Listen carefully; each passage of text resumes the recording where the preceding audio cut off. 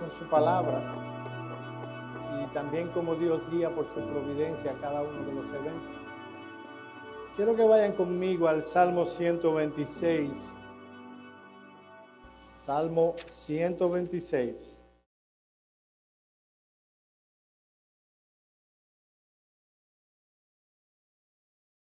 Y vamos a centrar nuestra atención en el versículo 5 y 6. Salmo 126, versículos 5 y 6. Los que sembraron con lágrimas, con regocijo segarán. Irá andando y llorando el que lleva la preciosa semilla, mas volverá a venir con regocijo, trayendo sus gavillas. Vamos a orar. Padre, con gozo en nuestros corazones, venimos ante tu presencia para que delante de tu palabra vengas tú y hables a tu pueblo por medio de ella. Señor, tú nos has ayudado, nos has sostenido en estos años y has permitido que tu obra crezca y continúe avanzando. Queremos darte la gloria por eso. Pero, oh Señor, concédenos al ver estos versículos, no solo que tú vienes y alimentas nuestra alma, sino que también nos das fortaleza para seguir corriendo con paciencia todo el tiempo que tú nos permitas estar aquí hasta que tú vengas por tu iglesia. Concédenos esto en el nombre de Cristo. Amén. Amén. Hace algunos años conocí una controversia que se había desatado en el sistema de educación de los Estados Unidos. Los debates eran en torno a cómo debía ser aplicada la educación física en las escuelas. Con cada más fuerza se había comenzado a levantar voces en contra de la práctica de deportes que promuevan en la escuela la competitividad. El argumento en contra de tales prácticas, de tales deportes, es que como cuando se compite tienes la oportunidad de ganar, pero también de perder. Y si un niño de edad preescolar, ¿cómo se llama aquí? Los que están en primaria. Ok, eso mismo, no estoy oyendo, pero está bien, tiene que ver con mi oído. Cuando pierden, eso puede motivar en el corazón de esos muchachos, de esos niños, una baja autoestima y como resultado de eso la inseguridad y probablemente la depresión. Así que los que promueven el evitar toda competitividad en los deportes, en las escuelas, están luchando, por ejemplo, que se prohíban modalidades como el dodgeball. Si no ha visto eso, vaya a YouTube, puede ver el campeonato mundial. Me emocionó verlo más que la serie mundial, porque ganaron los Bravos de Atlanta, por supuesto. Estos pedagogos tratan de eliminar todo aquello que pudiera ser frustrante a los niños. Así que promueven el practicar la Suiza. ¿Entienden lo que es la Suiza? Sin Suiza. Así que no importa cuántas veces tú le des y brinques, tú nunca vas a fallar. Supuestamente tienen como meta crear un ambiente ideal donde nadie pierda y eso va a hacer que los niños ganen en autoestima. Del otro lado estaban aquellos que piensan que no solo esa posición es ridícula, sino que va en contra de lo que se quiere lograr. No solo la competitividad pudiera aumentar seguridad y espíritu de equipo, sino que va a preparar a los muchachos al practicar deportes reales donde se pierda, va a prepararlos para la vida real. Para tales personas, crecer en un ambiente idealista donde no aprendamos desde pequeños a manejar adversidades, frustraciones y la derrota, precisamente llevará a los niños cuando crezcan a un estilo de vida inseguro, a frustraciones porque no han aprendido a perder. Han vivido en un mundo ideal. Por cierto, no viene al caso por algunos padres quieren que sus hijos vivan en un mundo ideal. Y tratan de evitar que sus hijos eviten cualquier frustración y dolor, cuando precisamente a través de esas frustraciones ellos van a aprender a manejar la vida real. Esta controversia puede traerse al tema de la vida cristiana. Es común oír en nuestros días a predicadores hablar acerca de la vida cristiana y dicen, por ejemplo, que si aceptas a Jesús, todos tus problemas se acabarán como por arte de magia y para siempre. Pintan la vida cristiana como un mundo de paz y de tranquilidad sin ninguna adversidad. El mensaje de tales predicadores, mis amados hermanos, por su falta de enfoque y precisión bíblica, no solo no congenia con el mensaje de las Escrituras, tampoco congenia con la vida real. El texto que estaremos considerando en esta mañana nos conecta como iglesia con la vida real. Nos habla de lágrimas, de esfuerzo, de trabajo y de una promesa de cuidado y bendición por parte de Dios. Son muchos los obstáculos, mis queridos hermanos, que van a tratar de impedir a los miembros de Iglesia Bautista Reformada de Miami que se enfrasquen en el gozo de la tarea al que han sido comisionados por su Maestro y Señor. Cuando nosotros consideramos cuál es el ministerio de toda iglesia bíblica y vemos a lo que está llamado a hacer, vemos que palabras tales como trabajo, esfuerzo, obstáculos, son palabras acorde con ese trabajo. Mis amados hermanos, ¿qué obstáculos puede presentar una iglesia para realizar su labor y ministerio?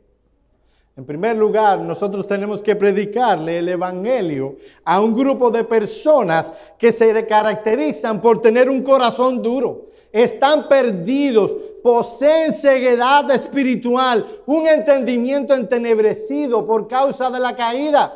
Y es a ellos a quienes somos llamados a predicarle el evangelio.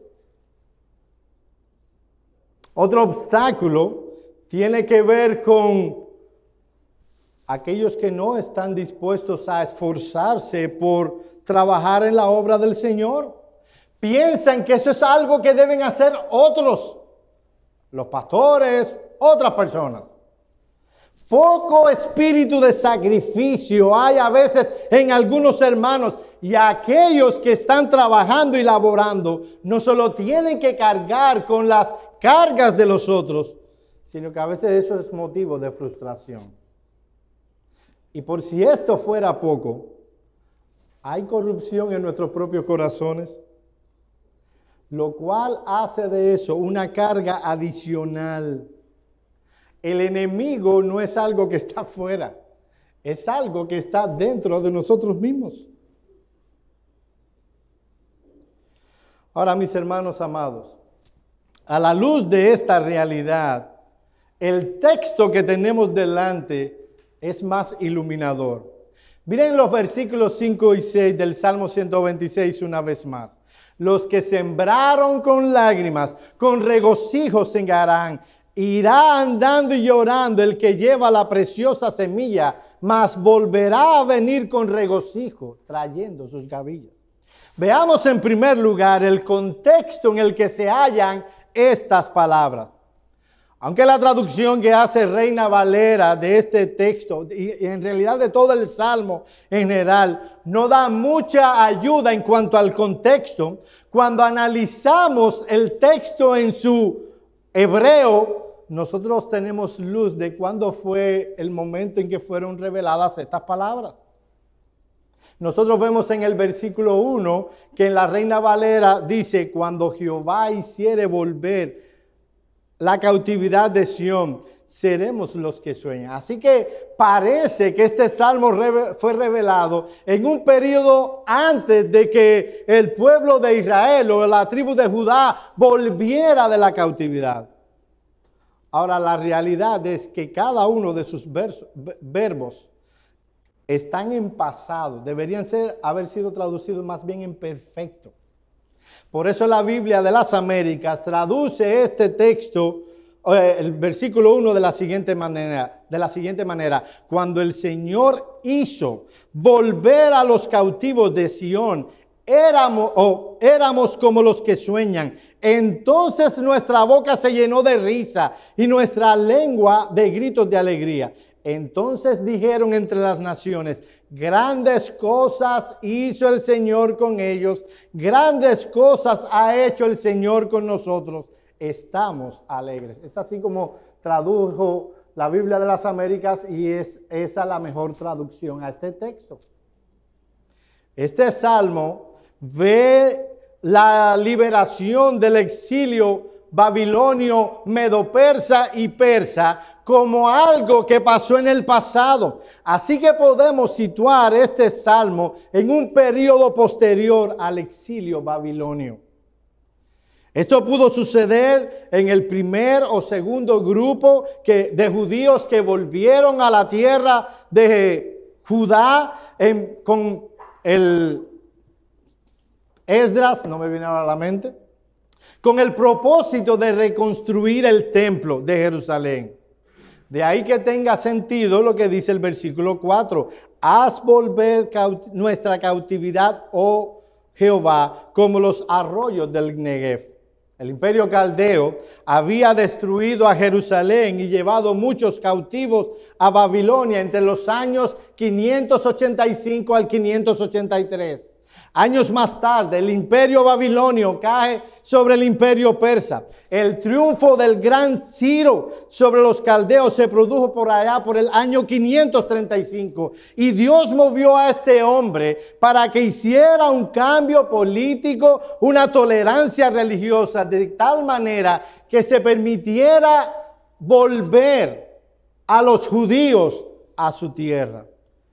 Eso lo encontramos en Esdras capítulo 1, versículos 1 al 3.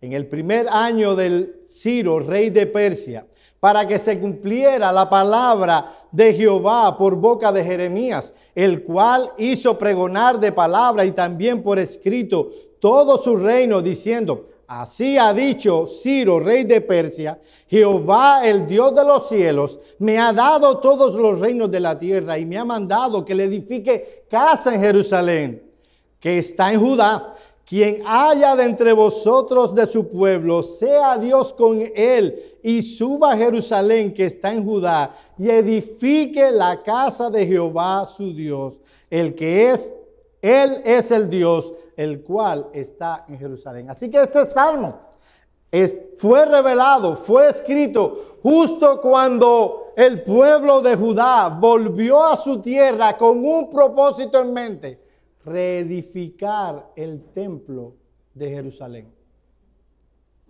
Dentro de esta política general del imperio persa, fue nombrado Sesbazar, príncipe de Judá, y probablemente el hijo del último rey que estuvo en el reino de Judá, Jeconías.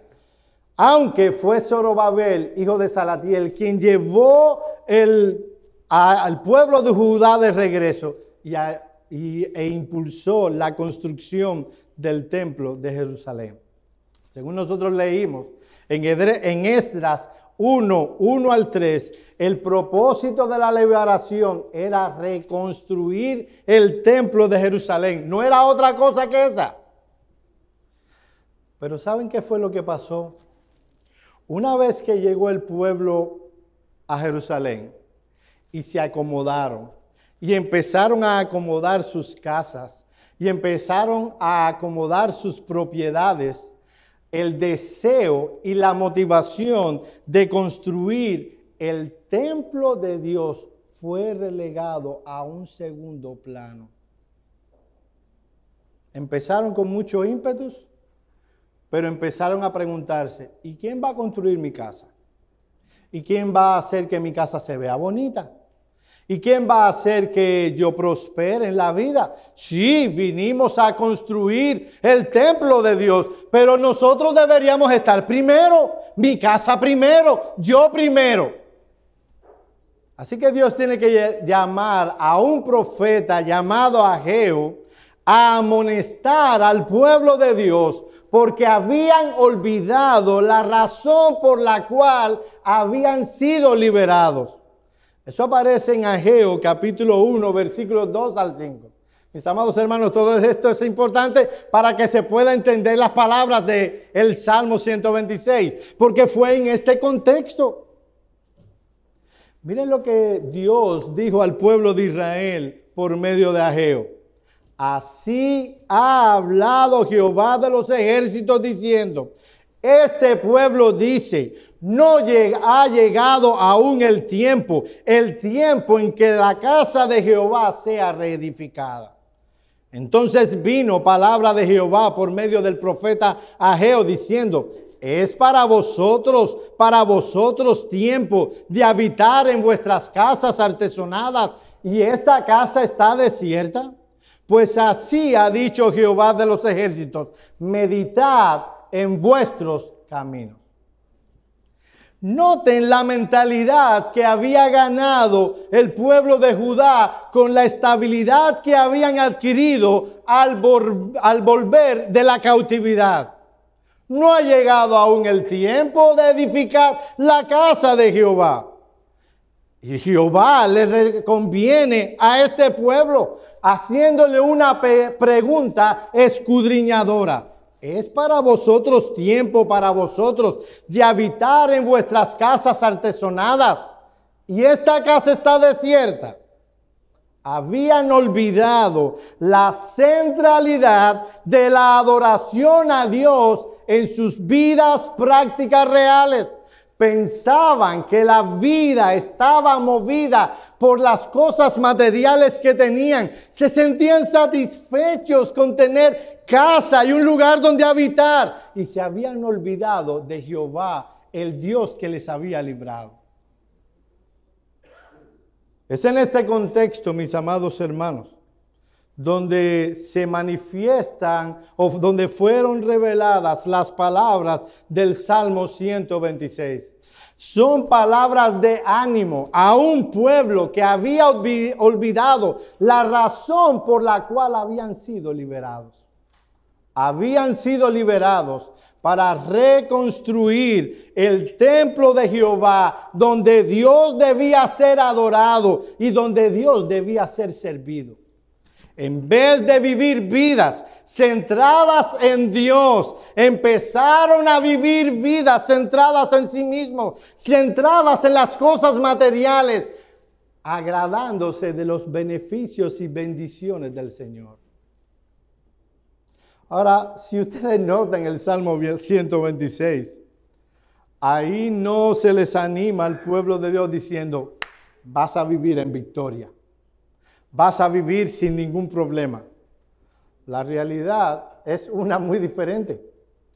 Mis amados hermanos, este salmo nos habla que vale la pena servir al Dios a quien servimos. Él nos ha libertado de la esclavitud del pecado, de la esclavitud de nosotros mismos, para ser esclavos de Dios y vivir vidas que le sirvan a Él. Nos ha liberado de vivir una vida centrada en nosotros mismos para vivir una vida centrada en Dios. Y el texto nos advierte que eso va a traer lágrimas y dificultades. Eso es lo que vemos en nuestro segundo encabezado. La predicción ligada a una responsabilidad que se halla en estas palabras. Hay una predicción aquí. Dios les está diciendo al pueblo de Judá, ustedes han venido acá con un propósito en mente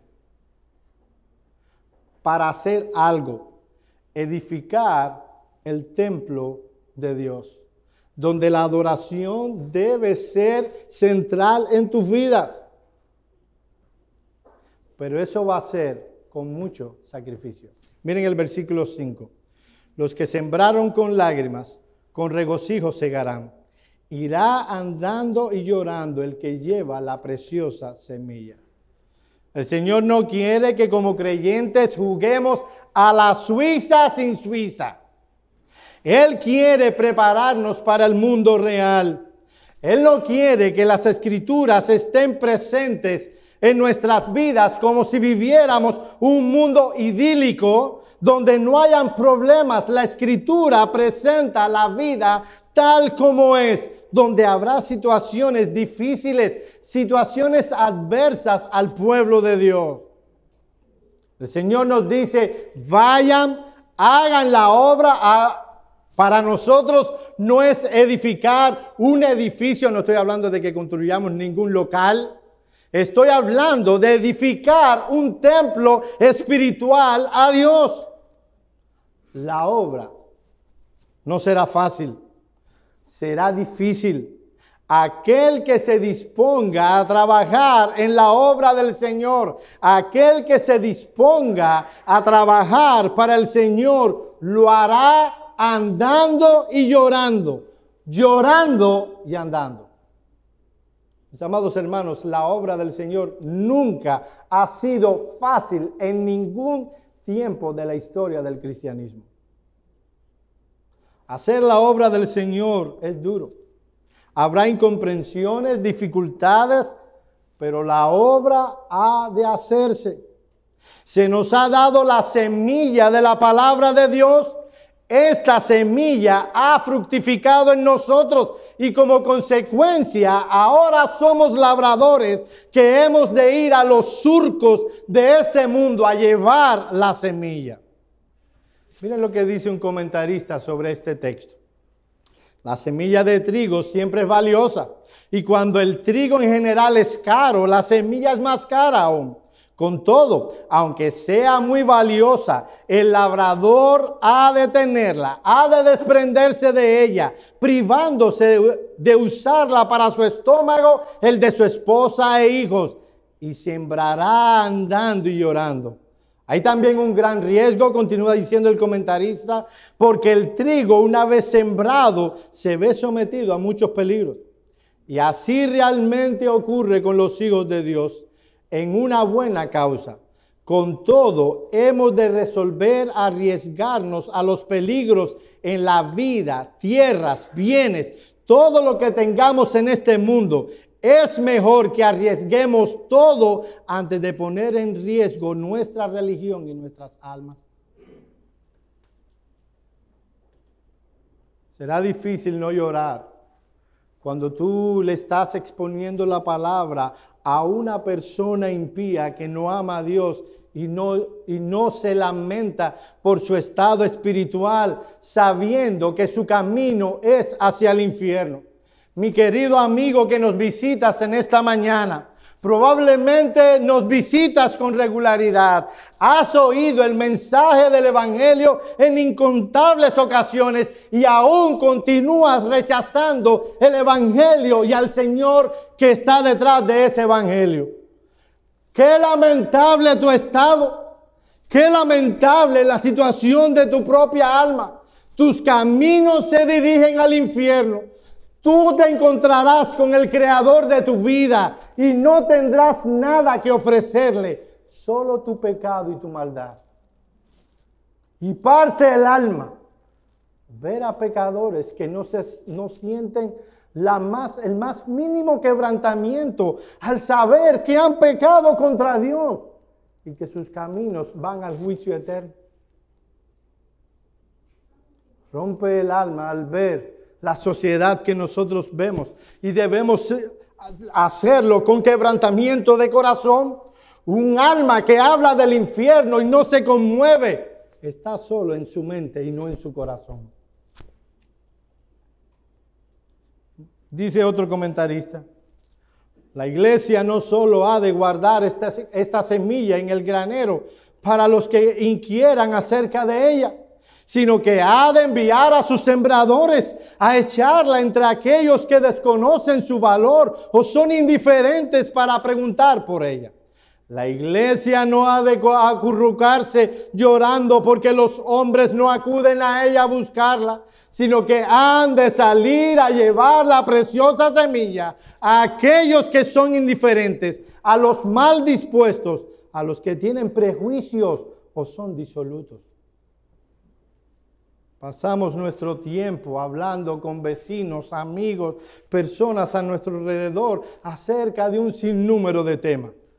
¿Es Donald Trump el presidente adecuado para nuestro país? ¿O lo será Joe Biden? ¿Es el gobernador de la Florida una persona adecuada? Hablamos de deportes, si debió haber ganado Houston o los Bravos de Atlanta. Hablamos de un sinnúmero de temas, todos intrascendentes a la luz de la eternidad.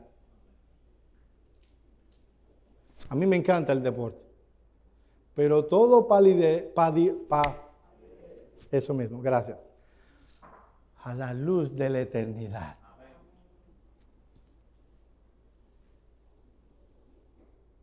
Mis amados hermanos, por la providencia de Dios nos ha puesto Dios en este lugar, con el propósito de brillar y de ser luz y sal en esta ciudad.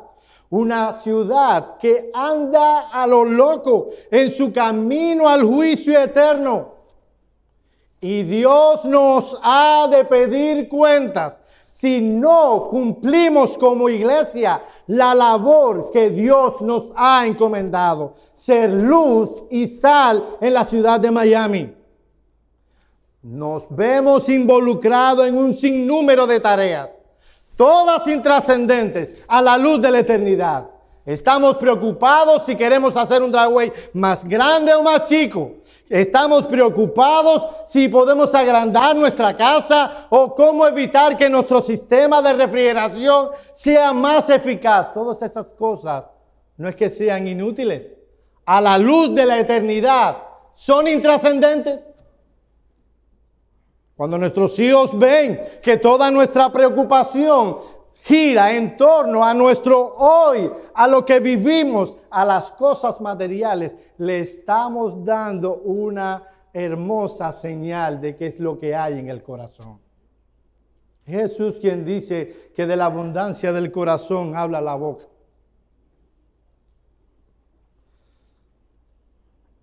Uno nunca sabe, mi amado hermano, qué efecto tendrán en los impíos. Perdonen, no es una mala palabra, los que no conocen, impío no es una mala palabra, impío significa no piadoso.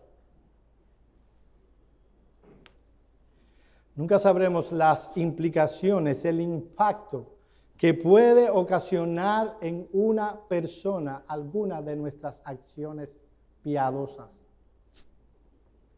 Estamos llamados a tener en Dios el centro de nuestra vida, a menospreciar un poquito, sí, aquellas cosas que tienen con el aquí y el ahora, a poner nuestros ojos en la eternidad y a luchar por la obra del Señor. Sí, eso será andando y llorando. No se nos dice aquí que tendremos riqueza, salud y amor. Para el mundo eso es la tríada más valiosa. Riqueza, salud y amor. Se nos ha prometido que si hacemos la obra del Señor, iremos llorando. Se nos ha prometido que si hacemos la obra del Señor, nosotros recibiremos resultados. Eso es lo que dice Pablo en 2 Corintios capítulo 9, versículo 6. El que siembra escasamente, también segará escasamente. Y el que siembra generosamente, generosamente también segará. Eso nos lleva a nuestro último encabezado. El resultado que operará Dios cuando una iglesia es fiel en sembrar la palabra de Dios. Miren el versículo 6. Irá andando y llorando el que lleva la preciosa semilla, mas volverá a venir con regocijo, trayendo sus gavillas. Dice Spurgeon, deja caer una semilla y una lágrima, una semilla y una lágrima, y así sucesivamente avanzando por el surco. En el cesto tiene la semilla que es preciosa para él, porque tiene poca y es toda su esperanza para el próximo año. Cada grano sale de su mano acompañado de una oración para que no se pierda. No piensa en sí, sino en la semilla, y se pregunta, ¿prosperará? ¿Recibiré fruto de mi labor? Sí, buen labrador, dice Spurgeon, indudablemente recogerás gavillas de tu semilla, porque el Señor ha escrito indudablemente, mira, no dudes. Este texto enseña que cuando un grupo de hombres y de mujeres que se han comprometido objetivamente a servir al Señor en el contexto de una iglesia y procuran hacer la obra del Señor, ellos traerán resultados. Será un trabajo arduo y sacrificial. Será un trabajo donde derramaremos lágrimas, donde habrá pesar, pero será un trabajo que traerá recompensas. La recompensa del gozo por haber obedecido al Señor. La recompensa del regocijo de haber agradado a Dios. Pero también la recompensa por ver cómo otros están dando frutos por esa semilla sembrada. No sé cuántos de ustedes han tenido la satisfacción de haber sido un instrumento en las manos del Señor para que Él atraiga así a algún pecador.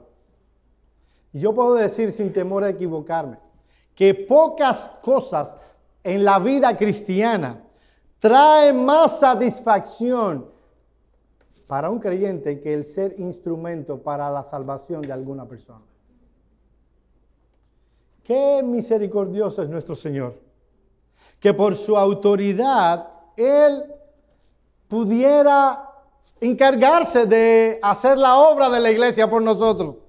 Y escoge usar a vasos frágiles como tú y yo para hacer avanzar el reino y para que su evangelio sea creído por otros. ¡Qué privilegio! Aquí el Señor nos dice que no solo debemos sembrar, que no solo lo haremos con sacrificio y llanto, sino que va a haber resultados. Él usa la iglesia que obra para su servicio. Miren lo que dice el versículo 6, nuevamente. Irá andando y llorando el que lleva la preciosa semilla, mas volverá a venir con regocijo, trayendo sus cabillas. Mis amados hermanos, la generación que comparte su fe de manera eficaz y constante es una generación especial. Esas son las generaciones que aparecen en los libros de historia. No por gusto los puritanos están en los libros de historia. No por gusto la iglesia primitiva está en los libros de historia. Porque ellos vivieron vidas para servir al Señor. Ellos fueron generaciones que a pesar de que les vino las de Caín, así decimos en mi país, ellos persistieron en proclamar la palabra de Dios. Y no solo los que predicaban desde el púlpito. Ellos salen en los libros de historia. Pero cuando prohibían a los puritanos predicar en los locales como estos, y ellos se iban porque no podían entrar hasta cierta distancia, las iglesias iban a oír a sus pastores en medio de la nieve, con fango por la lluvia, con sus hijos pequeños. Ellos iban a oír la palabra de Dios. Ya no podían hacerlo en locales cómodos, como los que tenían en aquel entonces, y ahora mucho más. Mi amado hermano, si prohibieran a nosotros predicar, porque predicamos que la homosexualidad es un pecado, porque predicamos que el aborto es homicidio, y de pronto no nos dejarían predicar a los pastores de esta iglesia, y tendríamos que ir al campo, bien lejos, donde habrá frío, lluvia, fango. ¿Tú irías con nosotros allí? ¿O tú estarías aquí solo por la comodidad, el aire frío, por el aire acondicionado? Esas generaciones son especiales. Por eso están en los libros de historia. Ese fue el caso de la iglesia primitiva, que cuando no pudieron reunirse en lugares públicos, visibles, eligieron esconderse en catacumbas, vivir en contextos difíciles, adorar en contextos difíciles, pero prefirieron hacerlo, aunque eso les costara la vida. Ese fue el caso de los valdenses, de los hugonotes en Francia. En una sola noche murieron más de 25,000 personas porque no estuvieron dispuestos a esconder su fe. En aquella fatídica noche que se conoce como la noche de San Bartolomé. Algunos historiadores dicen que murieron cerca de 120,000 personas. Hubiera sido fácil para ellos, en un mundo sin computadora y sin Google, decir, el asunto está malo ahora. Vamos a ser prudentes. Vamos a ser discretos. Vamos a esconder tu fe, nuestra fe. Vendrán tiempos mejores donde podremos hablar con más libertad. Por ahora seamos prudentes. Ellos eligieron no ser prudentes y seguir haciendo la obra del Señor. Y cuando esta perversa mujer Médici urdió todo un plan para matarlos, murieron por su fe en Cristo. ¿Te parece raro que eso nos pase a nosotros? No, esas cosas no pasan en pleno siglo XXI. ¿De verdad que tú crees que eso no nos pasará a nosotros? Porque cuando veo el noticiero, las pocas veces que lo veo, porque no me gusta que me engañen, las pocas veces que veo el noticiero, lo que veo es que pronto no nos dejarán predicar, porque decimos que la homosexualidad es un pecado grosero delante de Dios. A lo mejor tú dirás, no, Joel, pero tú nos estás comparando con gigantes. Nosotros somos unos enanos espirituales en comparación con esa gente. Y mi amado hermano, tienes razón si pensaste eso. Nosotros somos unos enanos. ¿Sabes lo que le respondió una vez Martín Lutero a alguien que dijo que los de su tiempo eran enanos? Le respondió lo siguiente: un gigante se mantiene grande y un enano pequeño, y no hay comparación posible entre los dos. Pero si el enano se para sobre los hombros del gigante, su visión llega más lejos aún que la del gigante, ya que en esa gran altura lo eleva más allá de sí mismo. No es de asombrarse, por tanto, que a menudo un enano que está tan lejos de ser un gran maestro como Lutero encuentre algo de las Escrituras que Lutero nunca había hallado, al contar con la ventaja de todo el conocimiento amplio y profundo de Lutero, sin la cual no podría haberlo encontrado.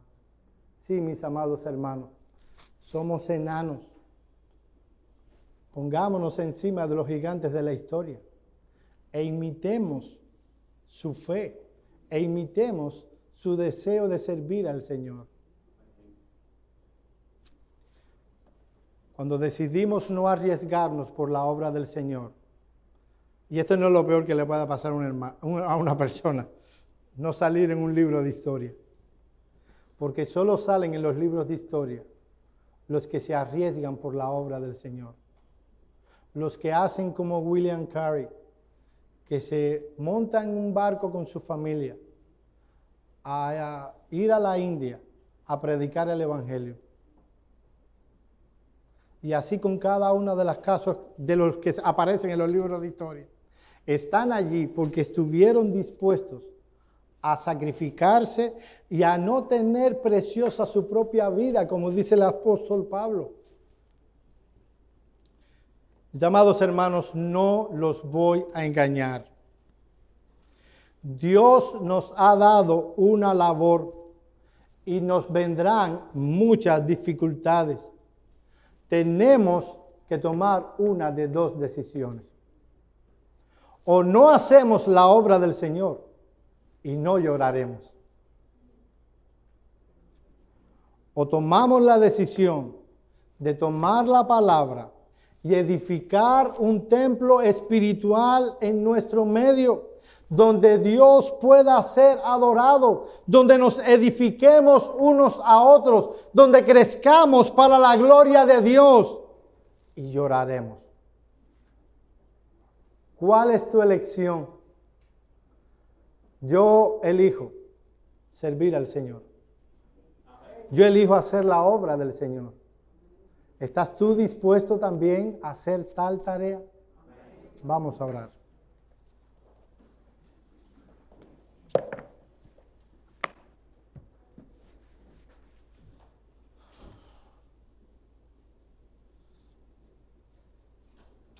Padre nuestro que estás en los cielos, te damos gracias, oh Dios del cielo, por tu bondad, por tu misericordia, por tu compasión. Te damos gracias, oh Dios, porque tú nos has hecho perseverar. Tú nos has mantenido sostenido. Y sí, oh Señor, hemos llorado. Pero, oh Señor, nosotros queremos que tú te lleves la gloria en cada una de las cosas que nosotros hacemos. Permítenos, oh Señor, el poder vivir para tu gloria en cada área y el poder edificar una iglesia que sea sal y luz en este lugar donde tú nos has puesto. Señor, que no seamos renuentes a servirte y a servir a nuestros hermanos, que no seamos lentos en edificarnos unos a otros, en impulsarnos a lo bueno y a las buenas obras para que tú seas glorificado en todas las cosas. Permítenos, oh Señor, el poder seguir sirviéndote hasta que tu Hijo Jesucristo venga por nosotros en su segunda venida. En el nombre de Cristo oramos. Amén. Amén.